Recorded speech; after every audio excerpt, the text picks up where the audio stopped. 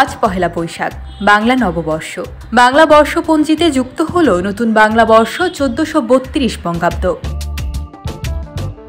জীর্ণ পুরাতন সবকিছু ভেসে যাক, মুছে যাক গ্লানি, এভাবে বিদায়ী সূর্যের কাছে এ আহ্বান জানায় বাঙালি। পহেলা বৈশাখ আমাদের সকল সংকীর্ণতা, কুপমণ্ডুকতা পরিহার করে উদার নৈতিক জীবন ব্যবস্থা গড়তে উদ্বুদ্ধ করে। আমাদের মনের ভিতরের সকল ক্লেদ জীর্ণতা দূর করে আমাদের নতুন উদ্যমে বাঁচার অনুপ্রেরণা যোগায়। আমরা যে বাঙালি, বিশ্বের বুকে এক গর্বিত জাতি। পহেলা বৈশাখের বর্ষবরণে আমাদের মধ্যে এই সাজাত্যবোধ এবং বাঙালিয়ানা নতুন করে প্রাণ পায়, উজ্জীবিত হয়।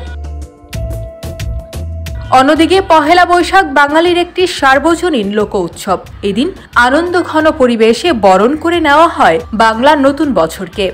কল্যাণ ও নতুন জীবনের প্রতীক হল নববর্ষ। অতীতের ভুল ত্রুটি ও ব্যর্থতার গ্লানি ভুলে নতুন করে সুখ, শান্তি ও সমৃদ্ধি কামনায় উদযাপিত হয় নববর্ষ।